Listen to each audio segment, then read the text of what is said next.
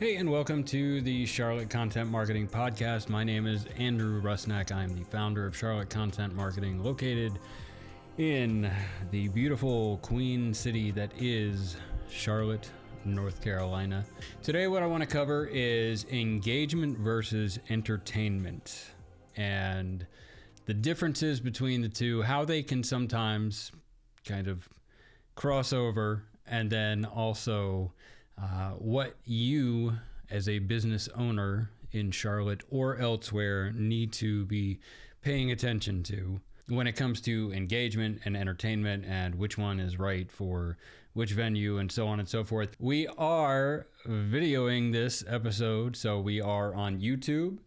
If you are listening on Apple, Spotify, or anywhere you listen to your favorite podcasts, check us out. Search up Charlotte Content Marketing on YouTube. And if you are watching on YouTube, make sure to check us out on Spotify, Apple, and wherever you get your favorite podcast. But you can check us out in video format, or you can listen online. Either way, we're appreciative of you checking in today, and I hope that you will get some value out of our discussion here. So, entertainment versus engagement, and what are the differences? So, one of the big things that I run into, and I run into this more with small business owners who may be handling their own content marketing, who may be handling their own social media. But many times people get confused and they think that social media engagement somehow is a net benefit for their SEO and other digital marketing efforts. Interestingly, I had a situation, and as always, I'm never going to mention the company names, and in this case, I'm not going to mention the company name because the guy was a jackass, but there was a situation actually just the other week where I had I was on a local group on Facebook, and I try to keep up with what's going on in the communities around the Charlotte area, and this one happened to be for a suburb type area of Charlotte. And in this particular group, there was a landscaping guy who he posted something about his landscaping company, and it was something to the effect of, we're not getting any business, and I don't know why, and we're sitting around waiting while, our competitors are getting business, and why is that? So I offered a heartfelt response, and I said, well, you said that you're sitting around waiting. I think that could be part of the problem. You have to be proactive, and I gave a couple tips and stuff. And other people were chiming in, and a lot of them were saying, well, this is really unprofessional, and I wouldn't hire you, and blah, blah, blah, blah, blah. Well, so then later on in the day, the guy gets back on there and starts blabbing about how he got so much engagement off this post, and apparently he was posting something similar on other local groups. And he was thinking like getting engagement was somehow like a net positive for him. And, so I politely replied, and I said, well, this doesn't help anything. And he replied by just posting some GoDaddy statistics. I guess his website was hosted by GoDaddy, and it showed something about social media engagement was up. But so what? That's the thing, okay? So we need to get down to brass tacks when we're talking about engagement. How is engagement helping you? Is it helping you? And I think that's the crux here, because so many times I see business owners get caught up in this idea that engagement for the sake of engagement is somehow a good thing. Yes, engagement, real, actual engagement with your audience who may purchase a product or service in the future. Yes, that's a great thing. Or who may go on to tell a friend or family member or coworker about your company. Yes, that's a good thing. What we don't want to get caught up in is this idea that views and likes, that somehow that equates to sales in the end. Yes, it can. It can contribute to it. But you have to be smart about it. It's not. Too many times I see business owners get caught up in this idea of they see a post go viral and it's got like 1 million views, and they're thinking, well, why isn't my post doing that? Well, there's a lot of factors involved in that. Some of it is just luck, honestly, whatever the algorithm picks up. But I mean, obviously, you can streamline your content. You can produce quality content on a consistent basis, and it may get picked up by the algorithm and get shown to other people. But here's the thing. Even getting shown to a wider audience doesn't matter if that audience is not part of your customer base. And I make this example all the time. I use this example all the time where if you're a local business, let's say in Charlotte, and Facebook or Instagram decides to boost your post in its algorithm, and now it's getting seen by millions of people all over the world, and you've got millions of likes and even shares and comments and things like that. But everybody who saw it is in Timbuktu or Russia or something. They're on the other side of the planet. That's not going to help your business in Charlotte unless you sell online all around the world. I mean, if you're an e-commerce business, that's totally different. But if you're a local business, in Charlotte, those people in Fiji, it doesn't matter. The benefit that does come along with that is, I guess, social proof, in that if you have 1 million likes on a post or whatever, and people see that, then they'll think, oh wow, this is a legit business. They're popular, and so I want to check them out. Yeah, so there's a benefit to that. But aside from that, again, if you're not reaching the right audience, it doesn't matter how many people you're getting in front of.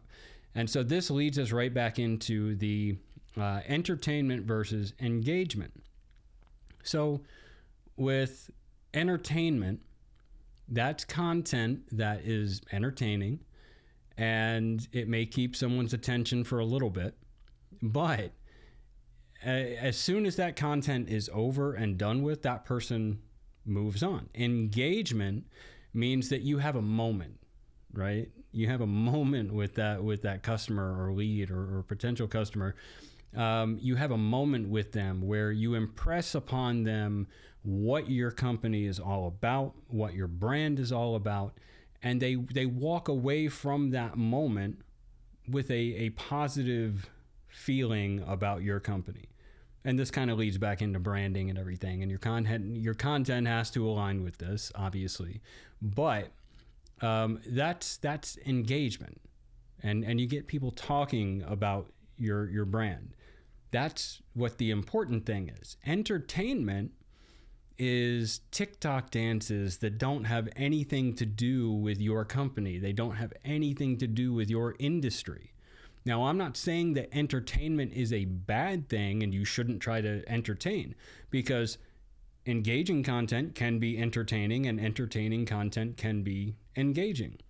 And if you can find a way to mix, both, that's the holy grail, right? You want it to be entertaining and you want it to be engaging.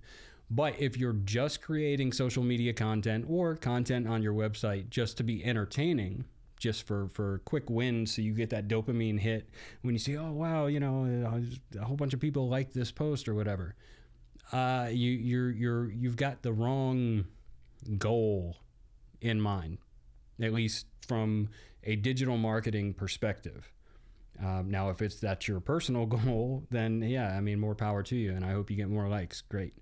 I'll give you an example. So there's been this trend going on lately on social media, and I thought it was a really cool trend the first time I saw it, and now I've seen many people doing this, and now it's not as cool.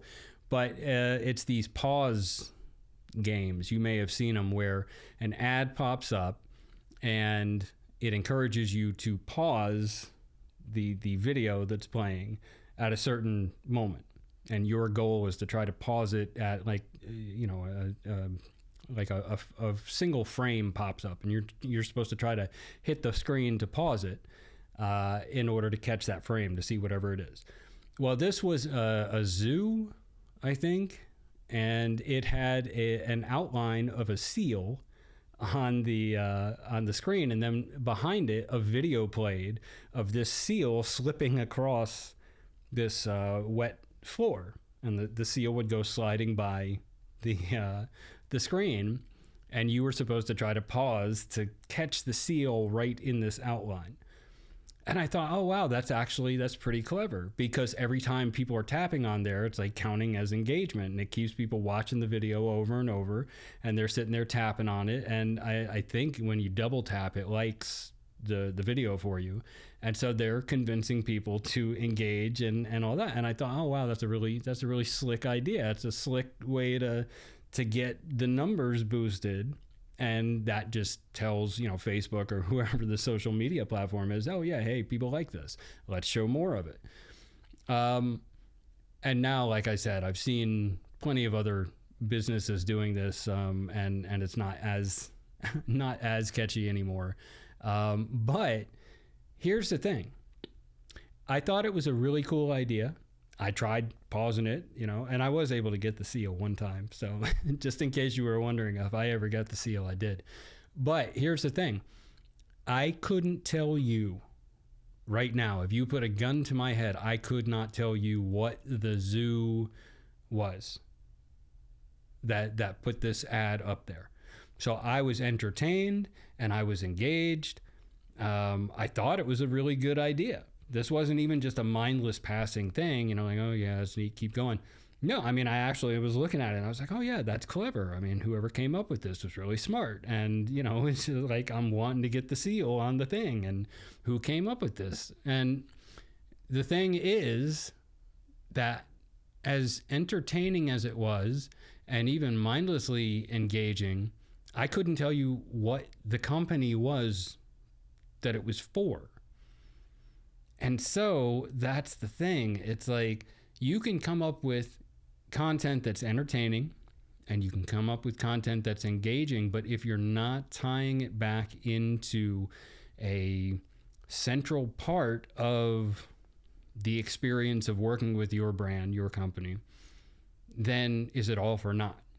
Now, granted, this is just an anecdote, and maybe other people tried this seal thing out and they're like, oh yeah, I remember it was the San Diego Zoo. Maybe it's just me, but I'm just giving an example of how, just because you have some entertaining content that's unique and you're like, oh wow, that's neat, that doesn't necessarily equate into an engagement with your brand where someone's going to, where you're memorable, where you're making an impact. Something else to keep in mind when it comes to entertainment versus engagement with social media is that you need to have a plan in place for what happens when people engage. And this is where I think people get tripped up, because they want to go viral. They want to have this million views kind of stuff. But then they don't have a plan to capitalize on that kind of attention. And so even if that attention is coming from the other side of the world, there are ways to make that work for you. But you have to have a plan in place. So, you're coming up with these social media videos and graphics or posts or whatever, and you're hoping for massive, reach and getting all these eyeballs on it. But then what are you going to do with it when you get those eyeballs on it? In the case of a video that goes viral in Fiji, you could kind of make a joke out of it. You could be like, the most, viewed video in Fiji award or something like that, for your next ad or your next post or something like that. And that could be engaging, because you're tying it back into your brand. You could find a way to work your products and services into that. But take that moment and capitalize on it, or find a way to get, the people who liked it in Fiji to, do something for your company, some sort of user-generated content or something like that. Capitalize on it and have a plan to capitalize on it. So we're not just making mindless content and following these trends and stuff for the sake of doing it. Again, I go back to TikTok, because TikTok is like notorious for the quick, easy, I won't say it's all garbage content, but a lot of it is garbage content. I mean, if we're being completely honest, a lot of it is. Also, here's the other thing too. When we're looking at the difference between engagement and entertainment, we need to think about what is the difference between a brand, a company, a corporate entity that is a business that is trying to make money versus one of these makeup channels or hair channels or whatever that's just talking about beauty products or something like that. Those are usually content creators, like the beauty channels and stuff. They're content creators. They try to form partnerships with brands to get free products, or maybe they get paid per post, as a sponsor post, that kind of thing. Influencers, if you will. But they have a totally different mindset, and they should have a totally different mindset when they're approaching entertainment versus engagement. People who follow those people are already engaged because of the personality. The personality is the brand. And so when people are following as some influencer on TikTok or Instagram or anywhere else, they're already engaged because of the person. That's why they're following them. So anything that person does technically is already engaging, but they're not trying to sell a product. They're trying to continue to support their personal branding. But so there's a difference there. If you're a company, then you may not have a audience that has as much affinity for your brand starting out, and you can build that over time. But in general, there's going to be a lot more natural affinity for someone that you're following on for their personal branding than there is for a company or corporate entity. So I'll give you an example of how you can do this, where you can be both entertaining and engaging. So take a look at Geico and their gecko, right? The mascot.